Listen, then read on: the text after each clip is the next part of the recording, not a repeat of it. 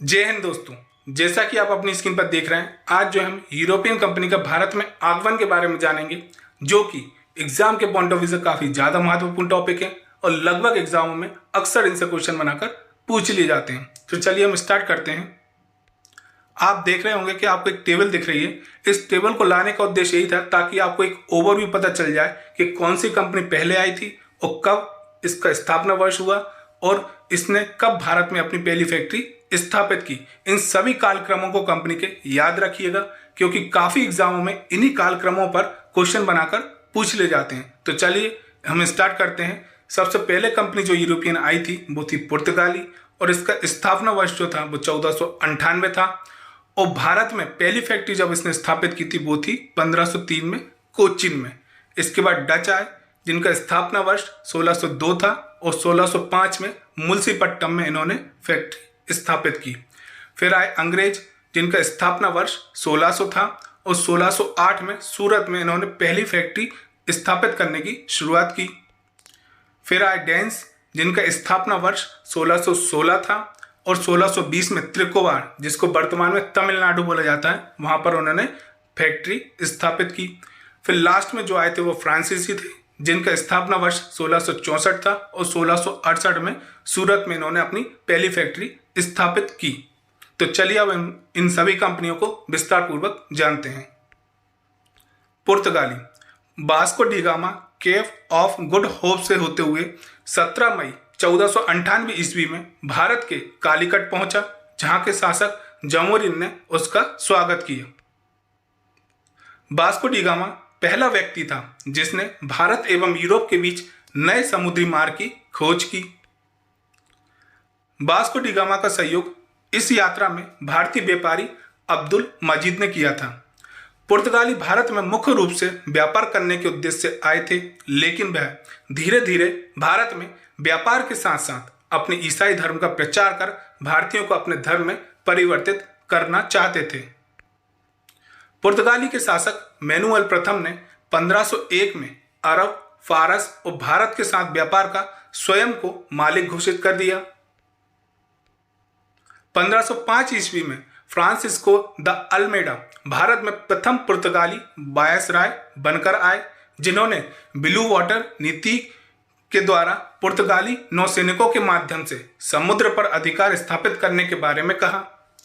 1509 ईस्वी में Alfonso de Albuquerque Bharat में पुर्तगालियों का वायसराय बना, जिसके काल में पुर्तगालियों ने मिस्र के शासक ममलुक द्वारा भेजे गए जहाजी बेड़ों को पराजित कर द्वीप पर अधिकार जमा लिया, और 1510 में गोवा पर अधिकार कर उसे अपना प्रशासनिक केंद्र बनाया। इसके बाद पुर्तगाली पूर्वी समुद्र के एक छत्र बादशाह हो गए, और जिसे एस्तादो द इंडिया के नाम से जाना गया। भारत में पुर्तगालियों ने कोचीन, गोवा तथा दमन एवं द्वीप में अपने व्यापारिक केंद्र स्थापित किए। पुर्तगालियों ने कार्टेज पद्धति लागू की, जिसका अर्थ था हिंद महासागर में जहाजों को जाने के लिए पुर्तगालियों को निश्चित शुल्क चुकाकर लाइसेंस प्राप्त करना। 16वीं सदी के आरंभ में उभरती हुई इंग्लैंड, हॉलैंड तथा फ्रांस की व्यापारिक कंपनियों के खिलाफ संघर्ष करने से पुर्तगालियों की शक्ति में कमी आई, जिससे उन्होंने गोवा तथा दमन द्वीप पर छोड़कर भारत में अपनी सारी संपत्ति खो दी। नेक्स्ट है डच। 1596 ईस्वी में डच का पहला यात्री कार्नेलियन हाउटमैन भारत के पूर्व सुमात्रा पहुंचा। डचों ने व्यापारिक संगठन और तकनीक तथा जहाज रानी में नवीन प्रयोग किए। डचों के जहाज पुर्तगाली जहाजों से काफी अधिक श्रेष्ठ थे। इन्होंने 17वीं शताब्दी में फ्लूट शिप का निर्माण किया, जो अपने आप में एक अनोखा और अद्भुत जहाज था।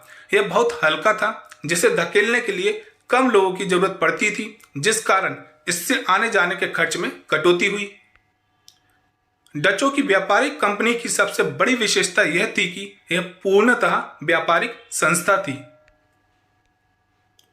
डचों ने भारत में अपनी प्रथम व्यापारिक फैक्ट्री 1605 ईस्वी में मुलसीपट्टम में और दूसरी पुलिकट में स्थापित की, जहां उन्होंने अपने स्वर्ण सिक्के, जिसको पैगोडा बोला जाता था उस समय, को ढाला और पुलिकट को ही समस्त गतिविधियों का केंद्र बनाया।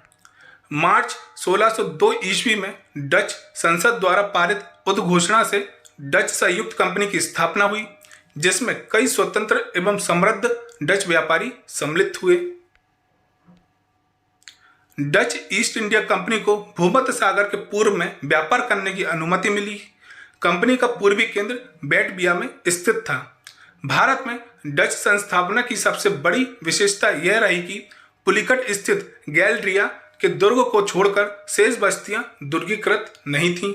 दुर्गीकृत मतलब किले नहीं बने हुए थे।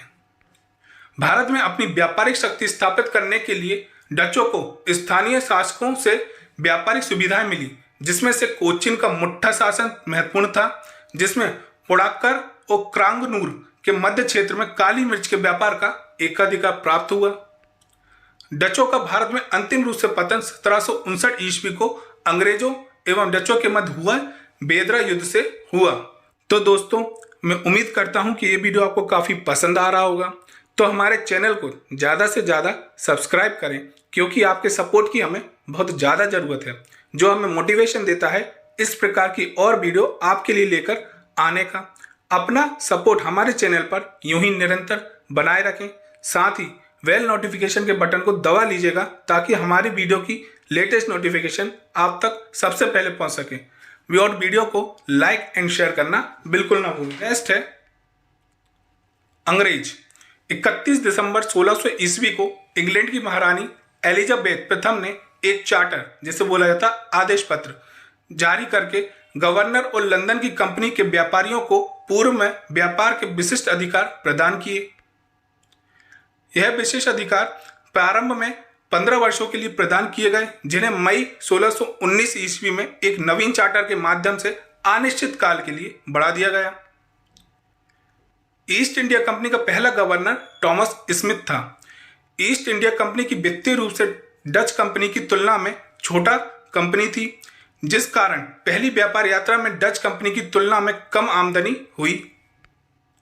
इसके बाद भी अंग्रेजी कंपनी की एक विशेषता यह थी कि उसका संगठन बड़ा ही सरल था, जिसमें 24 निवेशकों का समूह था, जिसका चुनाव प्रत्येक वर्ष शेयर होल्डर की आम सभा में होता था।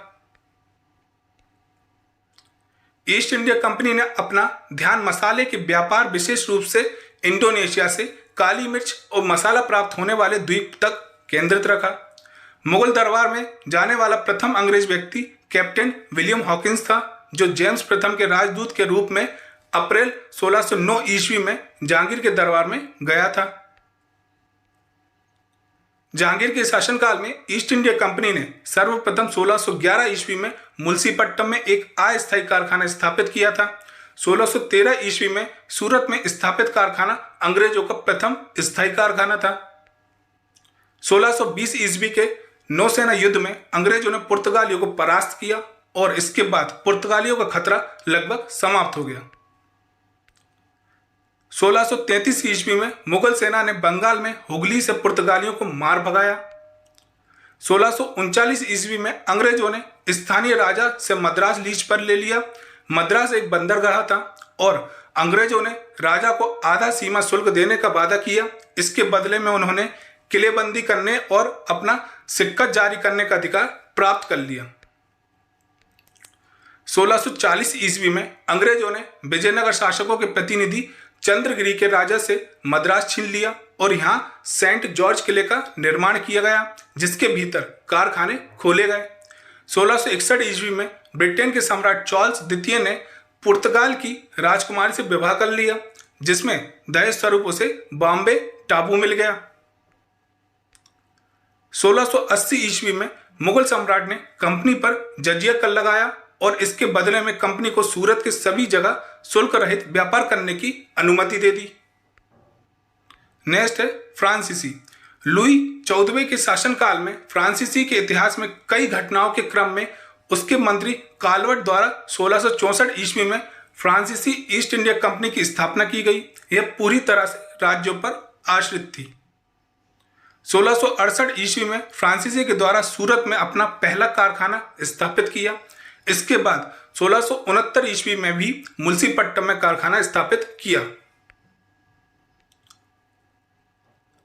बली कोडापुरम के शासक शेर खां लोधी से उसका क्षेत्र पुडुचेरी फ्रांको मार्टिन तथा लास्पिन द्वारा 1673 ईस्वी में ले लिया गया। फ्रांसीसियों ने 1721 ईस्वी में मॉरिशस पर अधिकार कर अपनी नौसेना की शक्ति को बढ़ाया ताकि वह अंग्रेजों का सामना कर पाने में समर्थ हो सके। सरकार का कंपनी पर पूर्ण नियंत्रण होने के कारण इनकी कार्य क्षमता में कमी आई, जिसके कारण एक सशक्त संगठन का निर्माण नहीं हो सका। फ्रांसीसी और अंग्रेजों के मध्य 3 कर्नाटक के युद्ध लड़े गए, जो इस प्रकार हैं। प्रथम कर्नाटक युद्ध 1740 से 1748 ईस्वी तक चला, जिसका प्रमुख कारण व्यापार पर अपना एकाधिकार स्थापित करने का था, जिसमें कुछ हद तक फ्रांसीसी कंपनी अंग्रेजों पर हावी रही, लेकिन आपसी सहमति न होने के कारण फ्रांसीसी इसका लाभ नहीं ले सके और एक्स ला चैपल की संधि के बाद युद्ध की समाप्ति हुई। द्वितीय कर्नाटक युद्ध 1749 से 1754 तक चला, जिसमें प्रथम कर्नाटक युद्ध की तरह कोई परिणाम नहीं निकला, लेकिन इस युद्ध के बाद फ्रांसीसी की स्थिति कमजोर हो गई। तीसरा कर्नाटक युद्ध 1758 से 1763 के बीच हुआ, जो 1756 में शुरू हुए सप्तवार्षिक युद्ध का ही अंश था। पेरिस की संधि के बाद यह युद्ध समाप्त हुआ। 1760 ईस्वी में अंग्रेजी सेना ने सर आयरकूट के नेतृत्व में वांडीवाशी की लड़ाई में फ्रांसीसियों की बुरी तरह हार हुई। नेक्स्ट है डेन्स। इन्होंने 1616 ईस्वी में डेनिश ईस्ट इंडिया कंपनी की स्थापना की और 1620 ईस्वी में त्रिकोवार, जैसे वर्तमान में तमिलनाडु बोला जाता है, के पूर्वी तट पर एक कारखाना स्थापित किया। यह भारत में खुद को स्थापित कर पाने में सफल नहीं हो सके, इसलिए इन्होंने 1845 में भारत में अपनी सारी बस्ती अंग्रेजों को बेच दी। तो दोस्तों, अगर ये वीडियो आपको काफी पसंद आया है तो हमारे चैनल को ज्यादा से ज्यादा सब्सक्राइब करें और साथ ही वीडियो को लाइक एंड शेयर करना बिल्कुल ना भूलें। धन्यवाद। जय हिंद, जय भारत।